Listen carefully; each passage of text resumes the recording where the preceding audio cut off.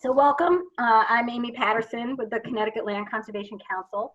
And I was doing a finger count with Rebecca. This is our 16th online session that we offered starting on April 3rd, right after we decided to postpone or cancel the Connecticut Land Conservation Conference as it existed at that time, and move towards online learning that would give you all an opportunity to network and learn from each other throughout this strange time that we're in.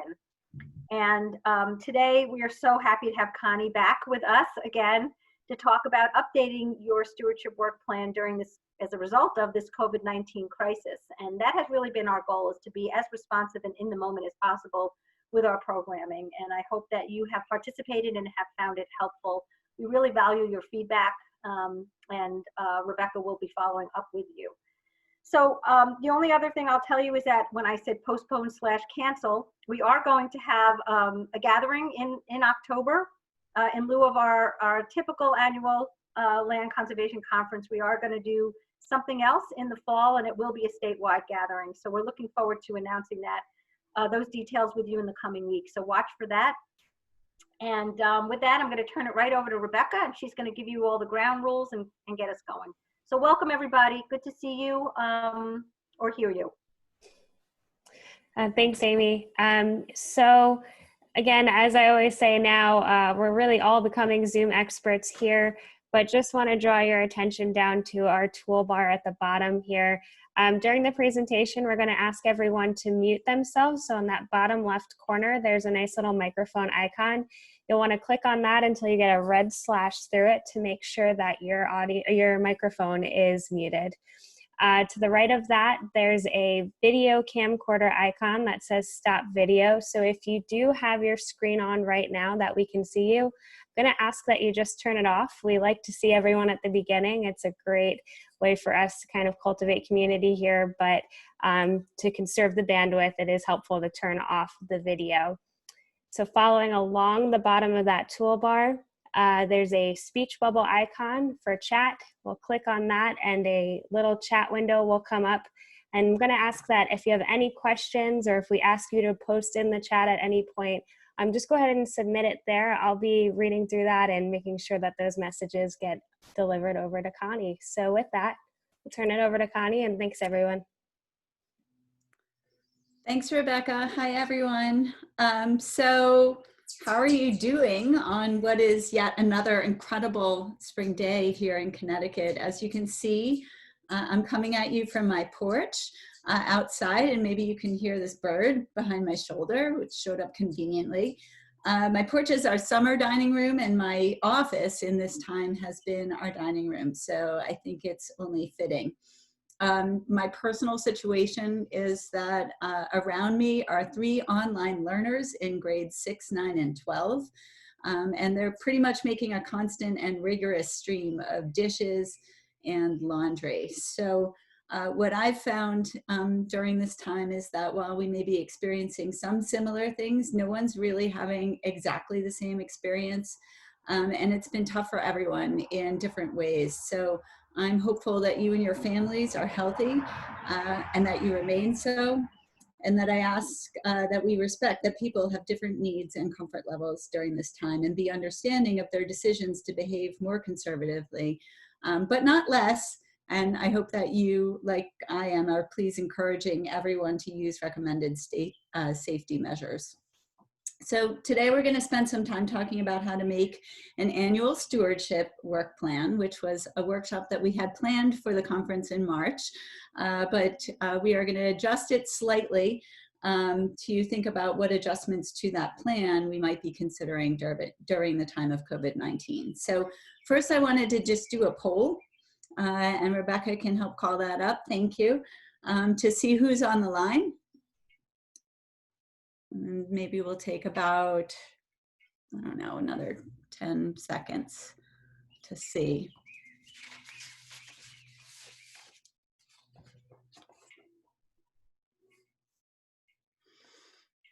Or maybe more.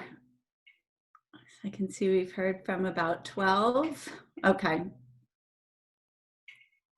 So Rebecca's sharing the results, and we have a pretty good spread between board chairs, stewardship committee members from the board, and a few staff, including executive directors and stewardship staff, and some volunteers. So let's stop sharing, and I'm going to just move on to the next slide, hopefully. I thought I was. Okay, sorry, bear with me. And I'm going to close that box. Okay.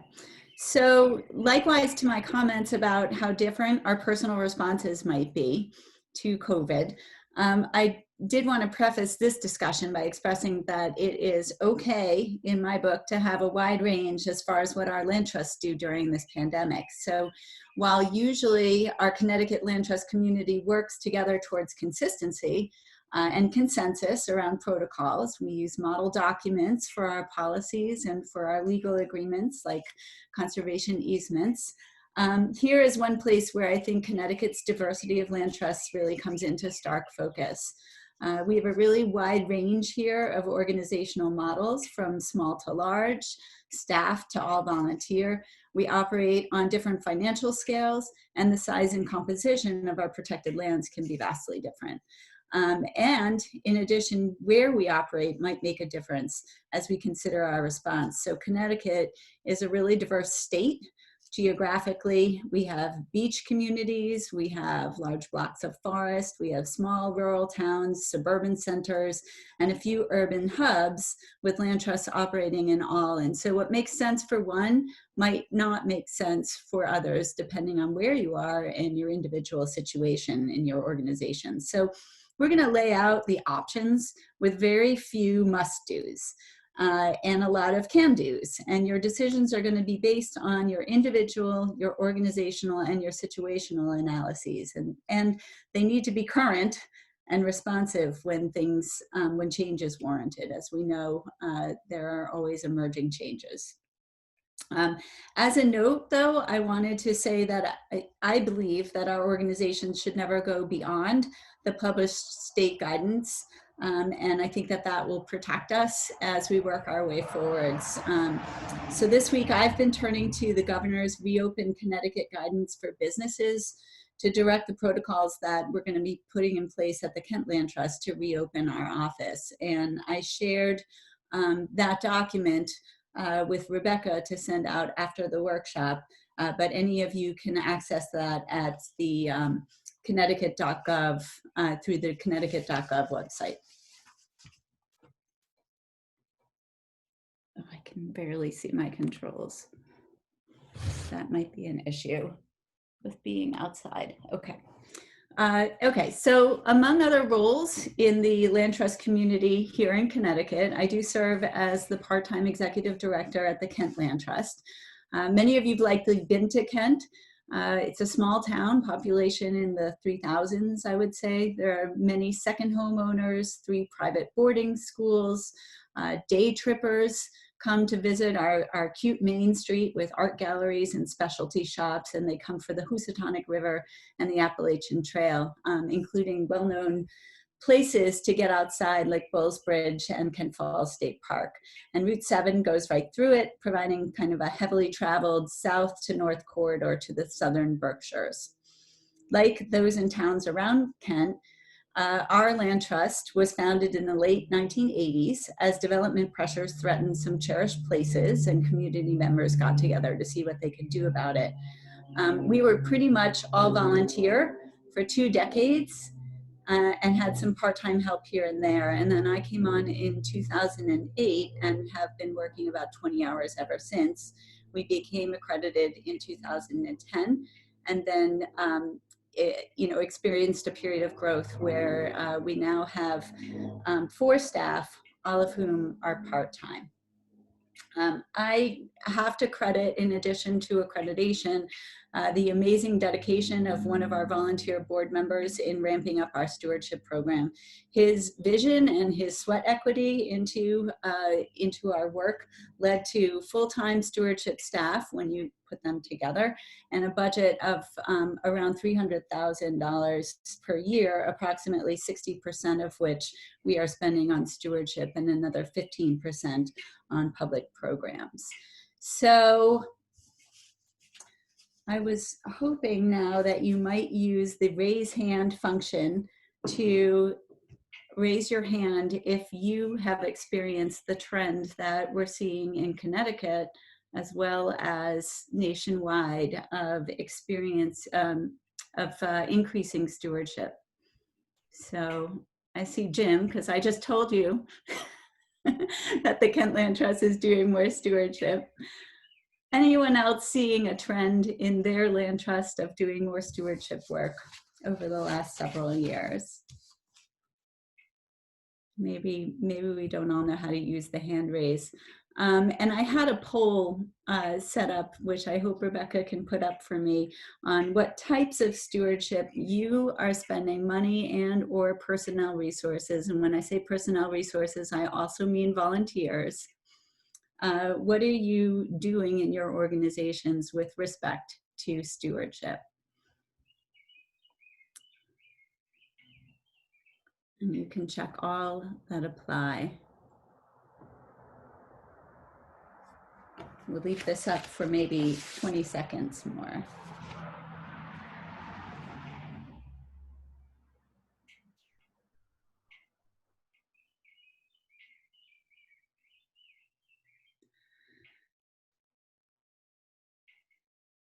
So you can see as the results come in that, you know, this is a trend that others are experiencing as well. They are, you know, doing a lot of stewardship work, including trails and public access points maintenance, managing invasive plants, tree removal, resolving encroachments, unfortunately, marking our boundaries, and doing our monitoring.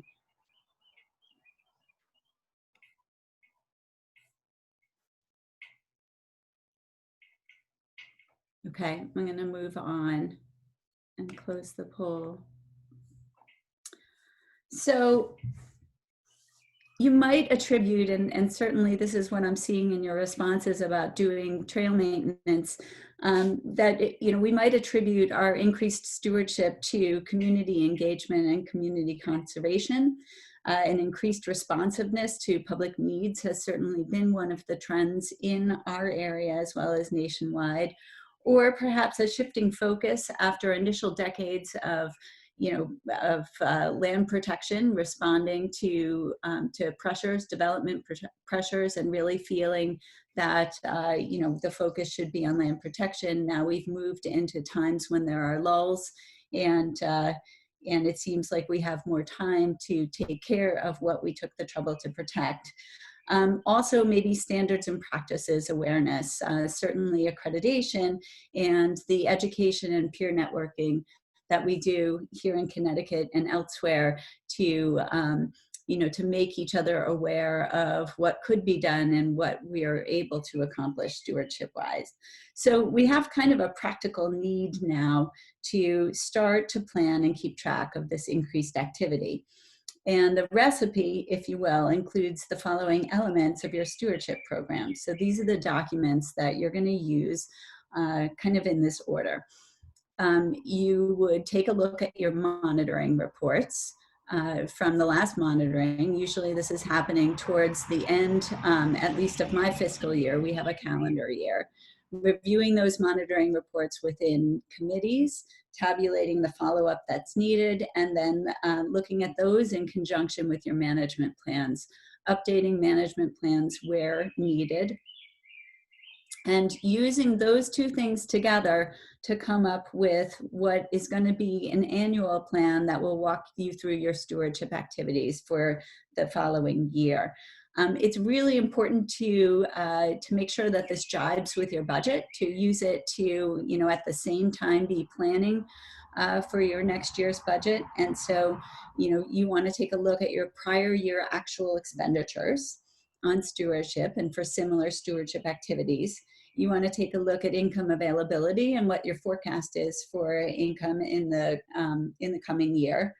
You might want to take a look at restricted funds and whether there are funds that you have promised to use for specific purposes, including stewardship. And I just want to make a distinction here from board designated funds. This is not the same thing as when people put together, funds that their board designates as available for stewardship enforcement and monitoring, where you don't have an obligation of spending those funds on those things, but you might, and they're there as reserves. In contrast to donor restricted funds, which are given to you for a specific purpose that might be limited to by time or by activity. And then finally, as you're developing these annual plans, you definitely want to bring in your finance people and other committees to make sure that the work jives with what's planned elsewhere in the organization. And then finally, put that into an annual plan that can be adopted by the board. What does this actually look like? Some of this we talked through, but digging just a bit deeper, what you would start with, or what I would start with, I guess, is by making a list of your properties. And it would probably be most helpful to make like a chart or a table. But whether you do this in Word or Excel, you should really do it however you feel most comfortable, and as with the level of complexity, I guess, that suits your needs. No need to do it in one or the other.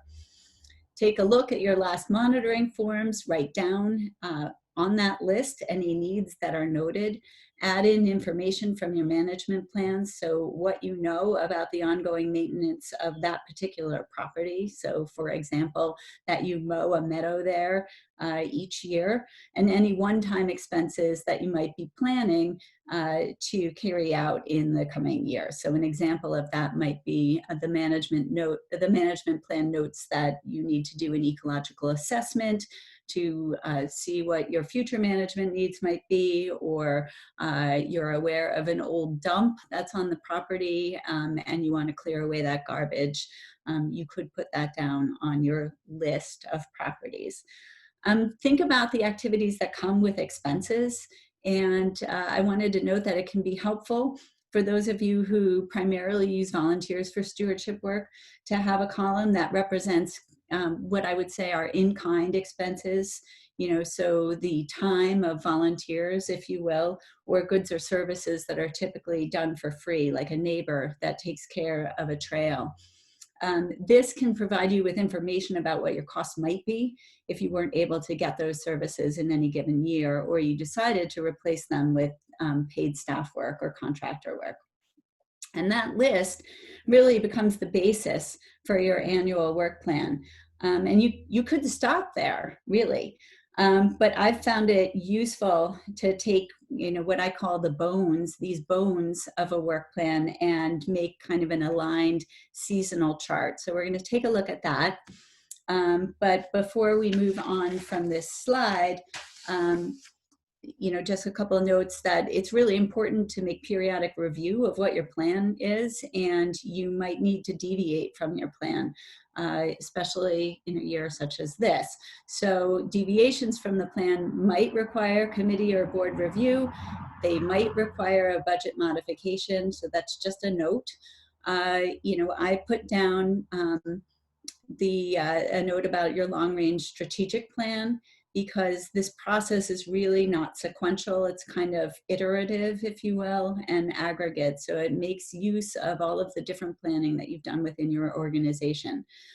Your strategic plan, for example, is long range, and it might include visions or objectives that go to the longer term, like achieving social justice outcomes or addressing climate change issues that you're not going to implement within 1 year, but which should guide your decisions on things like public access and trail work and trail development, installing community resources like community gardens, or conducting research and habitat improvements.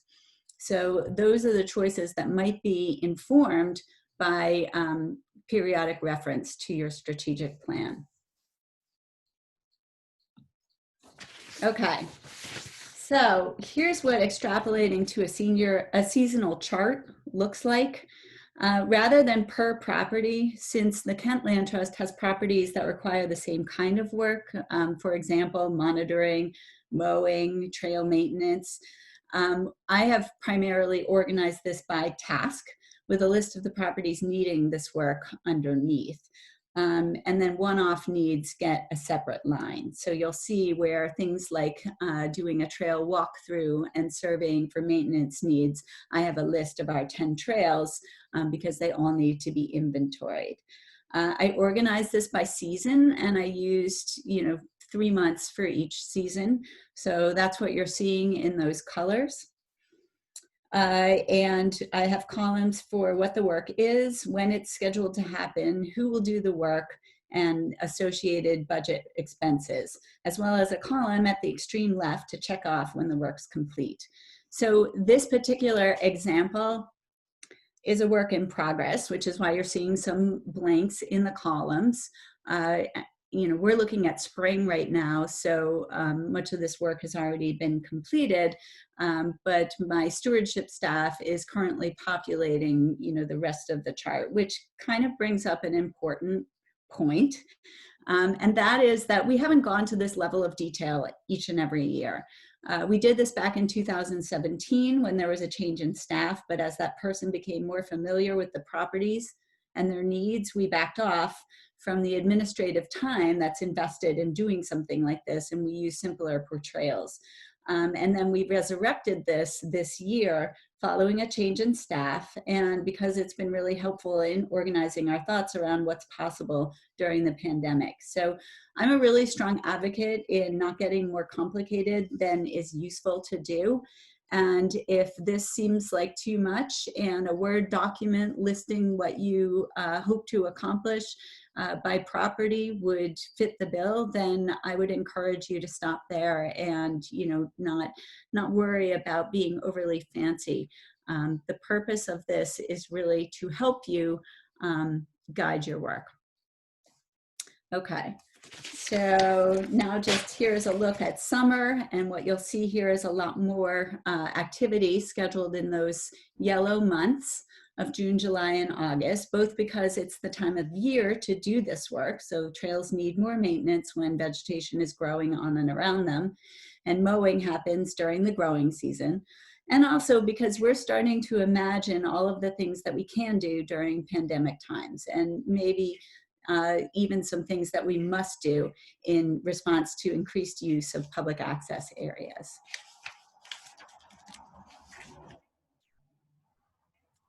Here is fall, where the orange columns show work scheduled for September, October, and November. Here I wanted to make a note that this past Tuesday on CLC's webinar about invasives, Jeff Ward commented that from the beginning to the middle of October is probably one of the better times to treat invasive plants using burning or herbicides without lasting compromise to native plant regeneration, and because the canopy is out. So, you might think about the seasonal aspects of your work and whether it makes more sense to schedule certain activities in certain times of the year. We begin our monitoring in October, which gives us 3 months to complete it all, but it's usually done within November. And I don't know if these charts really are seeming, I don't know if this is a thing that I use, the well duh, I don't know if this is seeming like really just common sense, but that is what it is. It's practical. It's practical, but I think really useful. And I can remember years when, even though we planned to do our monitoring kind of in the fall, we were tramping through snow on December 31st to do the last properties before the year ends. So something like this can really help you to track and keep on top of your work. And here's the winter, which is for review of monitoring reports, updating management plans, and doing the kind of analysis of expenditures and needs for the coming year that we've been talking about today. All right, you might be thinking, and I actually think about this all the time, when is it going to make sense for us to put all of this in a database. And databases, to me, sound pretty fancy, sound like the magic bullet. They're technical, you know, they're that like magic computerized thing that will solve all of your problems. And yet at base, a database is pretty much just a way to organize the information that you still must have in order to make it work for you. So it's a structured set of data, it's linked screens.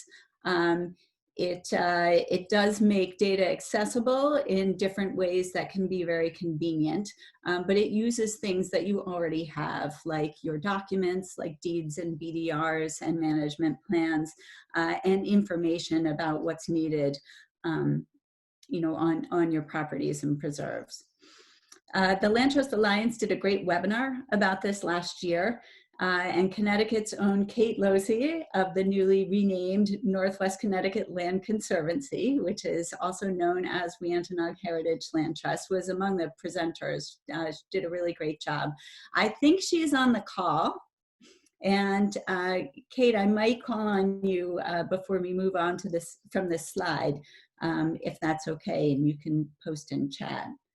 In any case, databases really can be terrific for document management, and we'll never have fewer documents than we have now. They can also be great for linking and interfacing, you know, information, but you still need to have and to input the data. So it is a personnel cost. They can be costly. There must be training to use it. So, you know, I myself am, you know, one of the people who has purchased software or databases and then, you know, not put the time in to learn how to really use it to its capability. And it might do more than you need. So some of these programs, you know, also handle donor management, transaction management. They track reserved rights. They track assignments to different personnel. If you only have one person doing most of the work, that's not going to be all that helpful. They do events management. They do volunteers. So they're pretty shiny and fancy, but they might be more fancy than some of us need. I just put the major 4 that I know about. Landscape is one that the price is adjusted per property. So I put a table from their website that shows that scale. There's an annual subscription with an extra charge for a mobile app connector, which I think that we would probably want, you know, if we were going to invest in something like this. And this is the one that I believe Weantenaug uses. And some of you may have met Caleb, because I think that he came to our conference. Caleb is the guy who heads up this company and has been the one that's connected with customers around it. Locate is another one that was profiled on the Land Trust Alliance webinar. And it's kind of described as Salesforce, which is a donor database management system for conservation activities. That one starts at $1,100 per year. And then Conservation Track is another well-known one. This was a platform developed by the Nature Conservancy. It works on Microsoft. They don't even publish their prices on their website. I am given to understand it's a little expensive, and I know that the Land Trust of Danbury, before they merged with New Fairfield into the Candlewood Valley Land Trust, used Conservation Track. I don't know if they still do. And the Lyme Land Conservation Trust uses it as well. Thanks, Amy.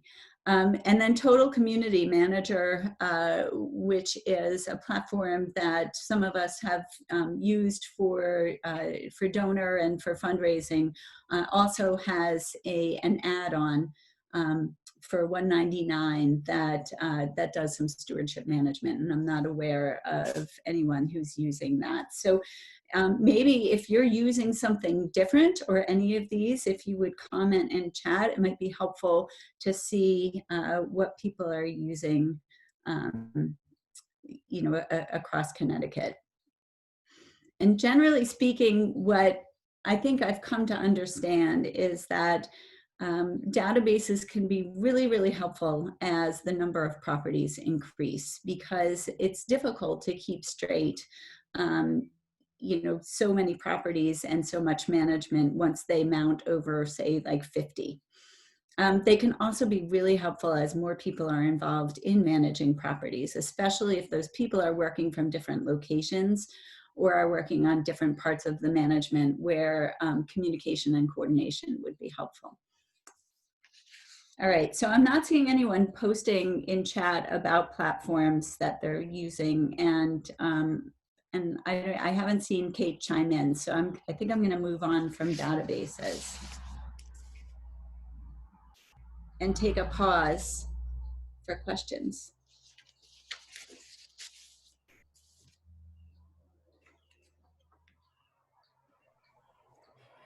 So Okay. you can, certainly put your questions in the chat box. I have been reaching out to individual names, trying to poke you, because I know what systems you're using.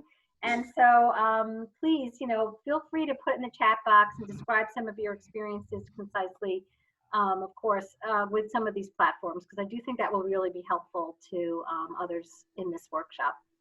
Great. Great. So Steve, I don't know what land trust you're from, but maybe building your own in Access is what he says.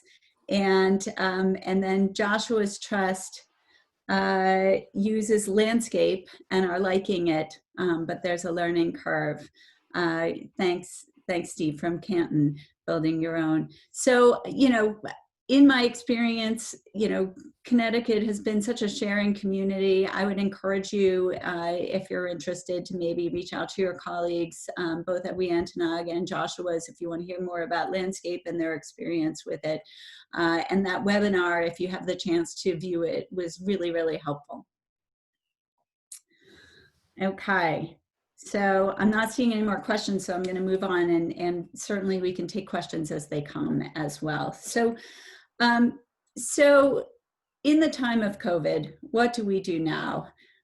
There are reasons that you might decide to do less stewardship this year than originally planned. Some of us are expecting a decrease in our annual revenue, so less availability of funding. Staff and volunteers are not available or might not be available due to shelter at home and to office closures. And the work that we might have been considering could have involved crowds or groups larger than 5, or using businesses that have closed. But you might decide to do more. And for some of us, there has been freed up staff and volunteer time for stewardship because we're not doing programmings. And in some cases, freed up dollars as well that we had expected to put towards in-person public program activities.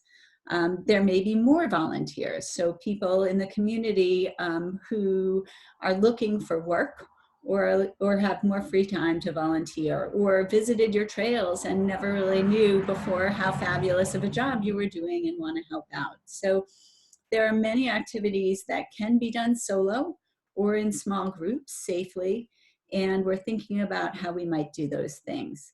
At the Kent Land Trust, like many of us, we did 3 immediate things in March. We closed the office, and we have occasionally made visits there, but only one at a time, with protocols for sanitizing and hand washing.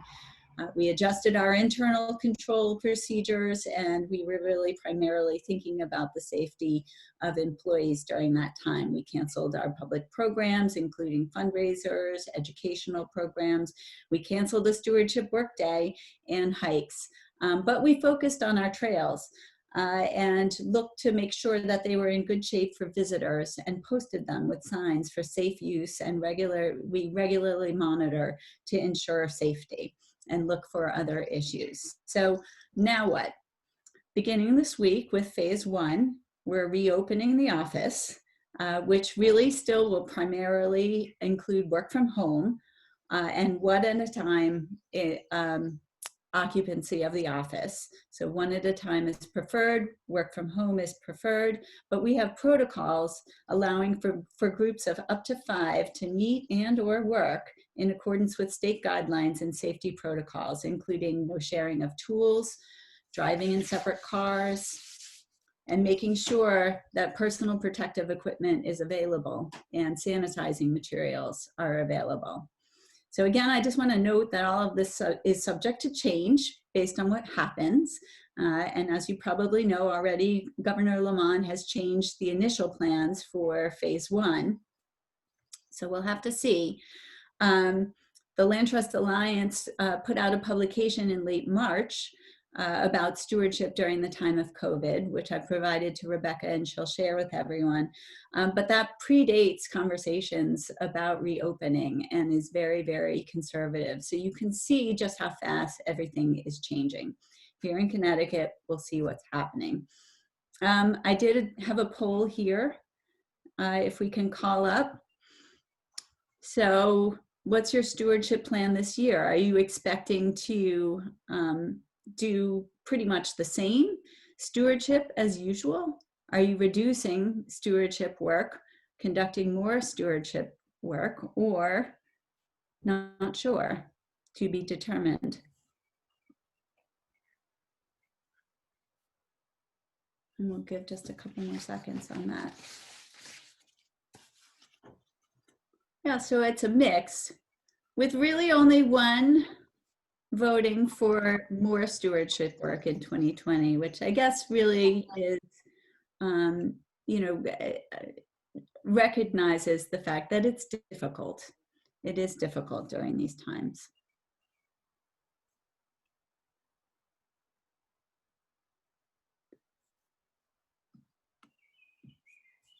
Okay, so what do we have to do? What do we know that we have to do? We have to do our monitoring each and every year. We have until December to do it. We have to do it within a calendar year. And so that really allows for a lot of time if you're not sure about doing it right now. But we should be making plans to make sure that our monitoring gets done within the course of the year. And monitoring can be done alone. Can be done with extensive review of the relevant documents and preparation. It's something that I think we should be able to accomplish. We must address any encroachments that we find on our easements. Can't let that go. And I would say that we must address issues that pose a public safety issue. So where things are dangerous to the public or users on our trails, we really should be conducting ongoing monitoring of public access places. And this, there could be issues that are COVID relating. Many of us are using signage, as I said, with protocols for safe parking and distancing. But these also could address issues like downed trees that block trails, inadequate marking of trails that cause people to get lost, and what lawyers call attractive nuisances like abandoned mines that people go to check out and end up getting hurt. So these are activities, the monitoring and the maintenance of trails that, again, can be done alone, some of it, and can be done in small groups working at a distance. They can also be crowdsourced. So, if you have the ability to put word out to your volunteers and ask them to do some of this work alone, then that might be an option. And I've seen some land trusts doing that. So some considerations to think about, again, shared tools, people can bring their own, availability of personal protective equipment like masks and gloves. And my recommendation is, even if people aren't going to wear masks, that is, if they're really going to be sufficiently distanced that wearing masks does not seem to be necessary, then they should at least have the mask on their person at all times, so that if the situation requires getting closer, they can put the mask on. And sanitizer, hand washing, and wipes. So I have I think I have a poll if anyone is considering doing volunteer work groups. And while we're waiting for you to answer that, of course, addressing issues that pose a risk to conservation values on this slide might be things like trespass by ATVs or dirt bikes that cause erosion or wreck habitat, and addressing issues that result in a loss of property. So we're really fortunate here in Connecticut to avoid adverse possession claims, but we still should be on the lookout for issues that could result in claims against title or distracting matters like boundary disputes. So I just also wanted to note that some people are avoiding putting staff and volunteers in situations where they might be at risk of accidents that would require medical care or hospitalization. So, you know, these are some other considerations that they're thinking about as they're organizing these smaller work groups of 5 or less, which, you know, it looks like a fair number of you are doing. And so some are saying, yes, we'll do this, but we won't use any motorized equipment, things like chainsaws, where there is a possibility that people could hurt themselves and need to go to the hospital. This is motivated out of concerns both about the risk of infection, a heightened risk of infection that might be present at a hospital, and also to avoid overloading healthcare providers who need to deal with COVID patients. So, you know, this was certainly part of the earlier thinking and is part of the Land Trust Alliance advice that they published back in March. It may be a diminishing concern. I would say that it is still a concern for many of us, and we'll see where we get to with that.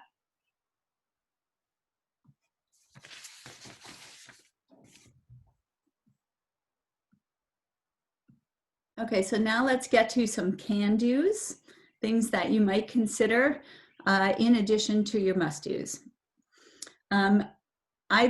I believe that this year, because of the decrease in public programming, this gives us opportunities to do more of the work that we might see around invasives eradication and habitat restoration, as well as making improvements to public access. And our public trails have certainly been such a great resource during these times that, you know, if we have trails planned or if we have trails that could be made better available to the public, now is a good time to do those projects, as well as things that fall under that category of getting one's house in order. Another aha moment, I should say, for me during Jeff Ward's presentation on Tuesday on invasives was the connection between the die-off of ash from the emerald ash borer and the anticipated surge of woodland invasives that results from that. So, you know, certainly invasives is on my mind right now more than it might ordinarily have been. So I was going to ask people to post in chat what opportunities they've identified for stewardship during this time of disruption. And also mention that the people who could be doing this work, in addition to your volunteers and your staff, might include contractors, local contractors who are certainly still working and do have the precautions in place to do this safely and have their own insurance. And this can be done in groups of up to 5 right now, as long as precautions are in place. I also just wanted to take a note during this time to respond to some questions that we received prior to the workshop.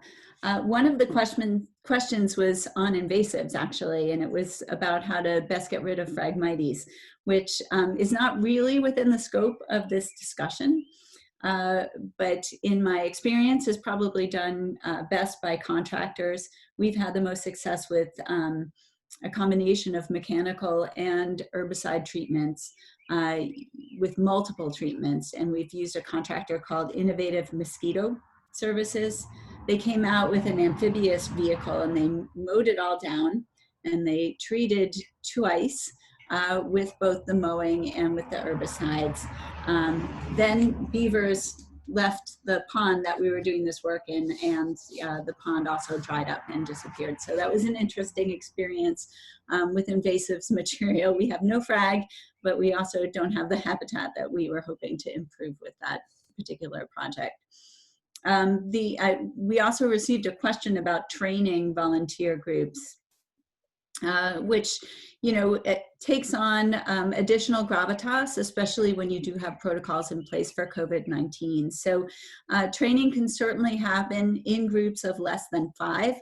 That might not be practical depending on, you know, the kind of project that you are training for, or the type of response that you are hoping for with volunteers. If you're hoping, you know, to have many, many volunteers working on a certain project. But, you know, Zoom has turned out to be a terrific use or way of training people. So you might consider doing a Zoom training and also recording that training and allowing folks to watch it later as a refresher, or, you know, to train additional people. Training manuals during the time of COVID-19 become more important because alternative forms of communication you know, that can be done to groups of more than 5 are helpful. And your training manuals and your training, of course, should incorporate your COVID-related safety measures.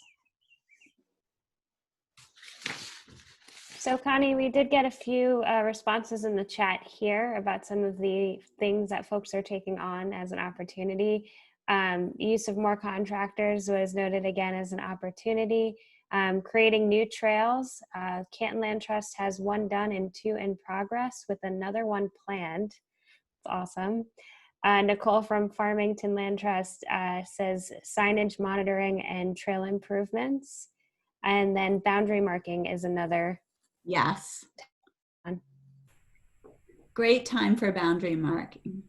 And Amy posed the question about funds for stewardship projects through NRCS. And Amy, I think that, are we going to do are you sending out information about what's going on right now with NRCS? Because NRCS is a terrific funder.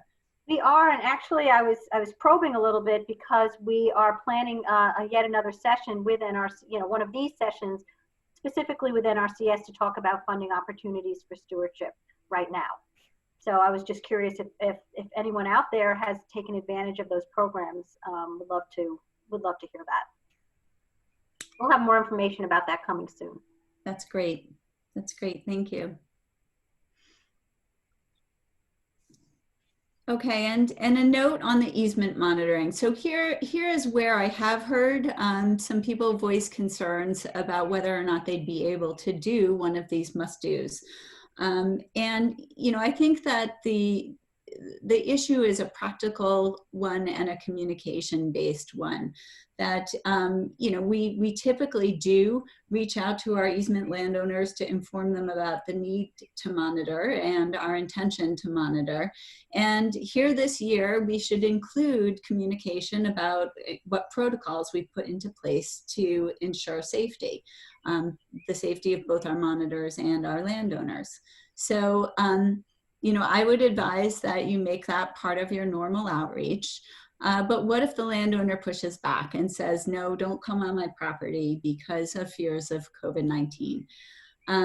You know, ultimately it is in the easement contract, which is your easement deed, that you have the right to do this. So you have the ultimate recourse of enforcing that contract, but going to court is not really the practical place to start. It's certainly not going to help your ongoing relationship with the landowner.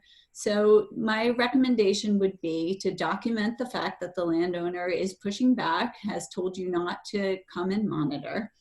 Think about whether or not there are other ways that you might be able to get a look at the property, whether or not, you know, you might not be able to do your normal thorough job of walking all of the boundaries, but could you do a drive-by? Can you see a lot using aerial imagery that is fairly recent, you know, taken since your last monitoring? Think about considerations that are specific to the easement. So is this something where there's been a prior violation? Do you know that there is work that has been occurring on this property that you'd like to make sure is consistent with the easement? Is this property on the market maybe where you have the potential that the property will change hands?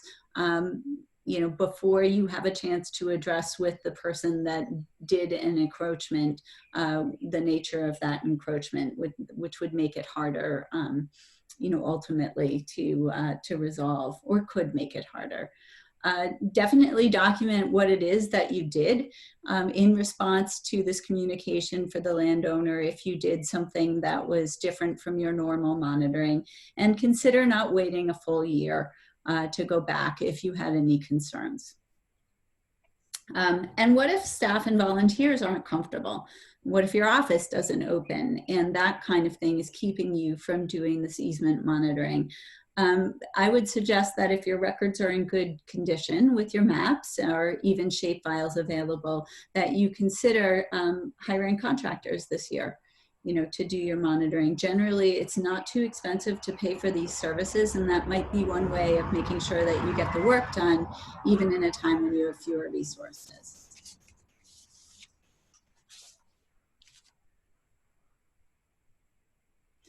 So I made a slide about grant-funded activities, because in the questions that were received prior to the workshop, you know, some of them were about whether or not the stewardship plan could be used for grant applications. And, you know, the examples that I showed, certainly I don't think that those would be very useful in terms of a grant application. But the process of doing this planning and, you know, having the plan to reference as you're making grant applications could be really helpful in articulating your case for funding. And it could be very helpful in identifying prospective projects for grant applications. So I don't know if you have other ideas, and I'm certainly happy to answer more questions about using stewardship plans within grant applications. But I think that, you know, as far as the information that you're putting into the stewardship plans, you know, that you really want to be able to focus on feasibility in a grant application, looking at past experience and supplemental funding that you might have available, personnel capacity, and focus on impact and what the public benefit is of doing the project that you're proposing to a funder. That focusing on that feasibility and those impact issues is going to be much more persuasive than including a copy of the stewardship plan. With respect to grants, you know, again, this is a practical and a communication issue.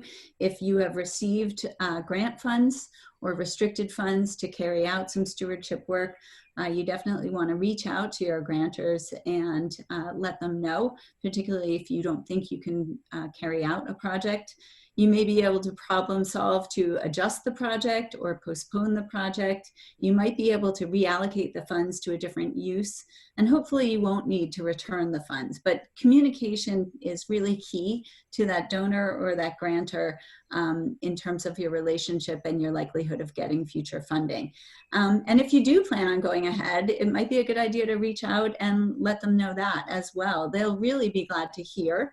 And good stories are kind of at a premium right now. So I would recommend, with respect to restricted funds and grant funded activities, some communication, you know, with those underwriters.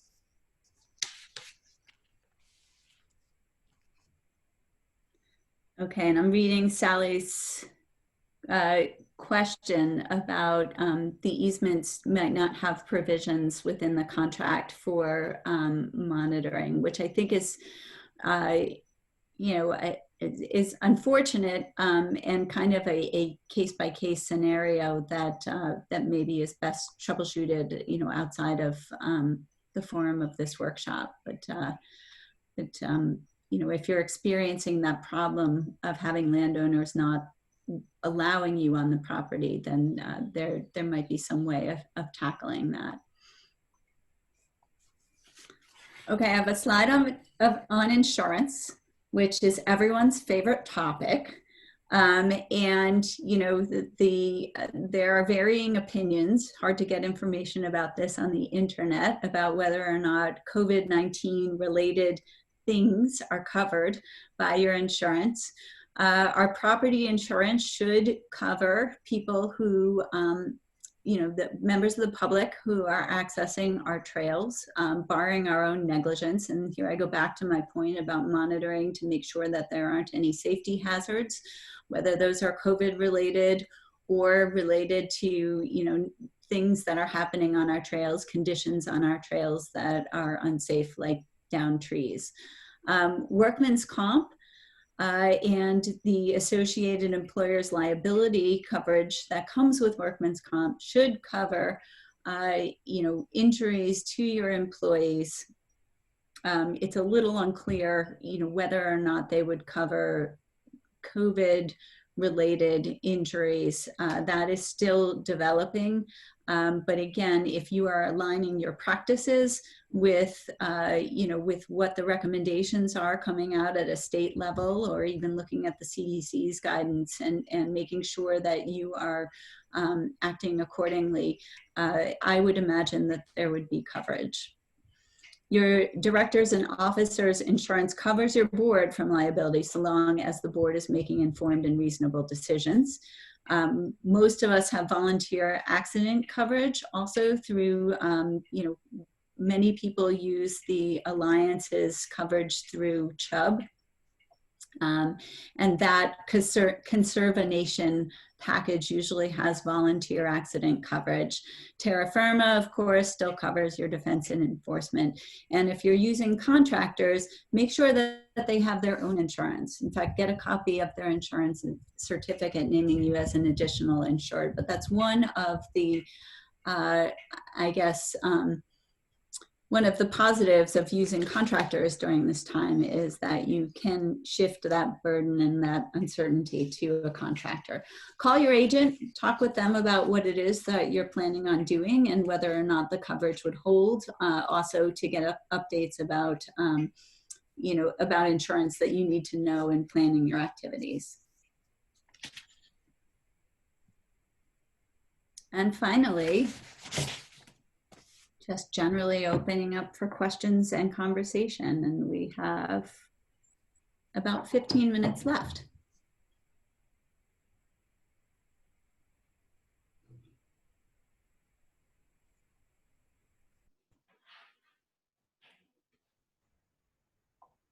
I was thinking that because this is in a somewhat quiet group and there's not that many, you can turn your videos now back on if we're going to do some questions. So bye, Deb. We just saw your note that you need to leave and I got another Zoom call. Thanks for coming. But sure, feel free to turn your videos on and so we can see each other. Again, it's not a big group. And if you have any questions, this is not only the time to ask, but you got the person right here. So John asks, does everyone have an issue with lack of member participation and volunteers? That's an interesting discussion question for folks, if anybody wants to weigh in. Yeah, I think I'll let some others weigh in on that and see what the experience has been across the state.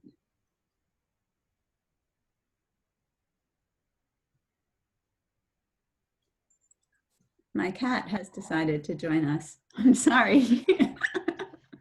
Simsbury has pretty good participation with volunteers because we are, other than our financial part-timer and our executive director, marketing, office person part-timer, everybody's a volunteer. So all of our stewards are volunteers. All the monitoring is done by volunteers.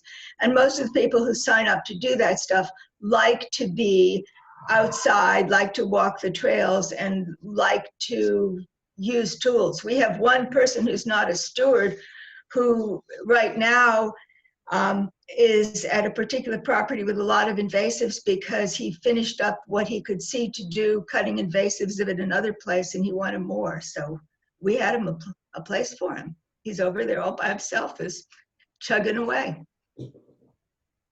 I'll largely echo what Sally just said, although the word I used is mixed.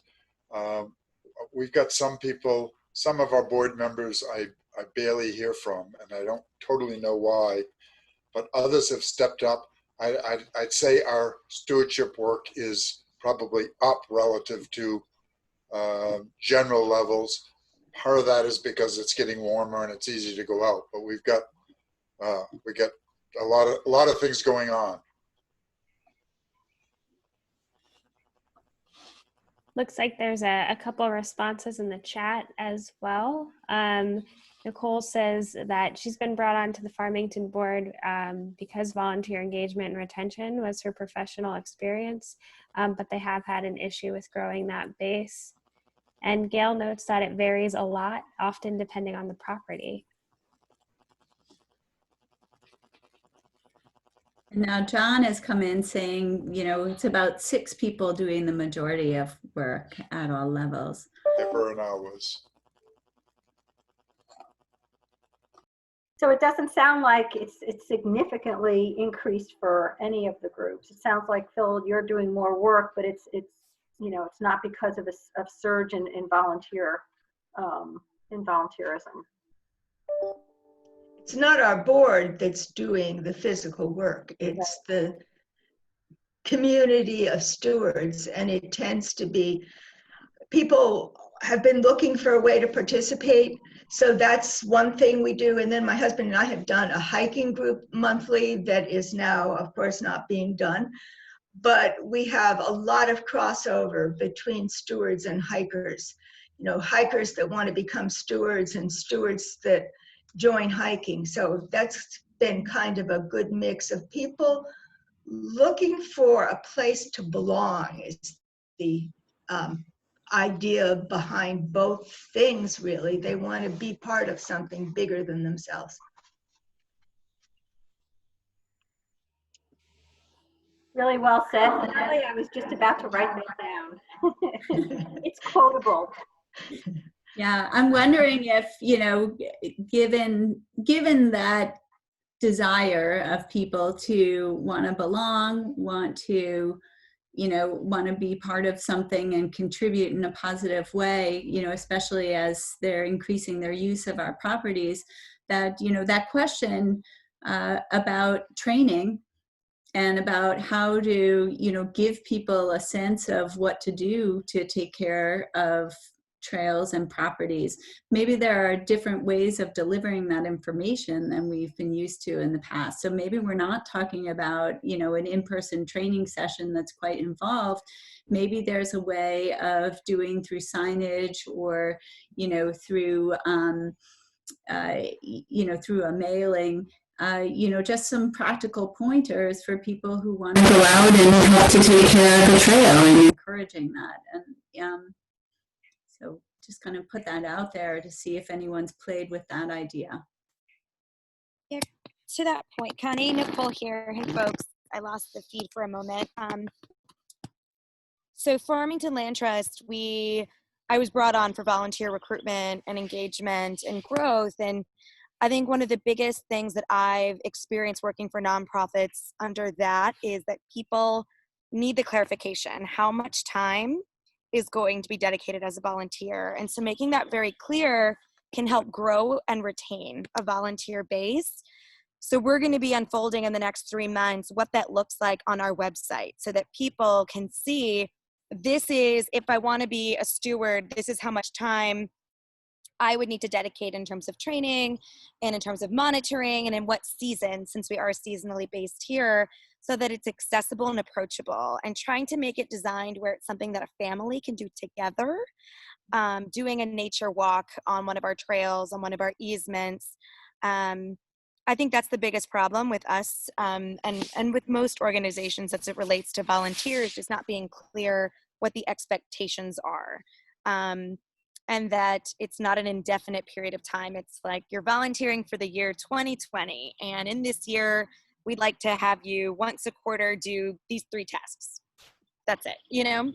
Do other folks have clear volunteer job descriptions? I think This is Kim Bradley. I just want to put it out there. I think, that's one way to go about it, but I do know that sometimes there's, when you put something almost like a job description, especially for people with young families, I know I have a young family, and, setting that expectation, I volunteer way more than, I would expect. But if I saw that, I would almost be intimidated by it. I know something we've done is, I just kind of typed out so it's, in the notes, but we've developed some stewardship teams. So it kind of started out around trail maintenance, and we did a little bit of training there, but we have like once a month. Right now it's not working out as well, but once a month we do kind of a broad open, whoever comes to the plate can join this activity on a Saturday. And we're trying to plan those out more specifically so people know what they're walking into. And then as people find that they have more time and are interested in committing, we have a tree team that's developed. So it's arborist who's volunteered their time, and they've really trained individuals around them to do things the right way and according to our policies and his own policies. And then now we're working on trying to find a leader of a structures and bridge team to help throughout all of our preserves really come up with some approaches and protocols, so it kind of brands our organization there. So finding where people's interests lie and kind of getting into that. I know from the family standpoint, my kids love helping with stewardship on trails. It's as easy as giving them their own clippers. So I think that's something to talk about during this time. Everything's growing in. We don't have the normal trail days that we've had. So bring some clippers with you. Pick up any trash you see because trails are being used more.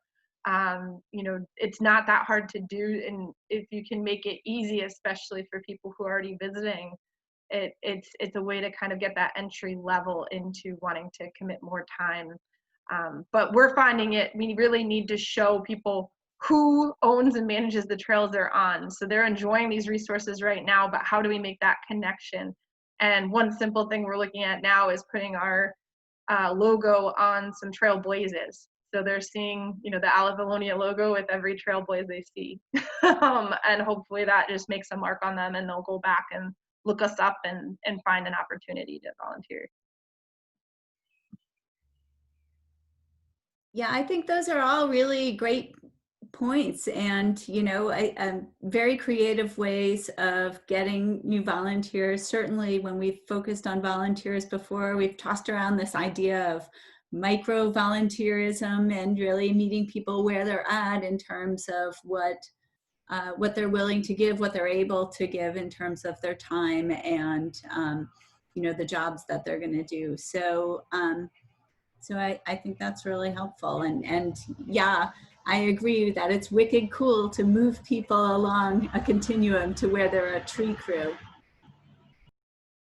One of our earliest roundtables, we talked a lot about signage in the very earliest days of this. What are people doing? And some groups, and Avalonia, you might have been one of them, actually put the QR code on the signage and to drive people to websites. And or said, like what you see, do you want to volunteer? Here's our website. So some additional signage out there can also help to capture some of the people that are using the trails that maybe hadn't before, or they had and they didn't even realize who was responsible for them. And it might now be piquing their interest more because they're using them more and appreciating them more. Yeah, and I will just, point out, since we put up that signage and kind of, and we're working on this, I know at least personally, I've brought in 3 to 5 family memberships.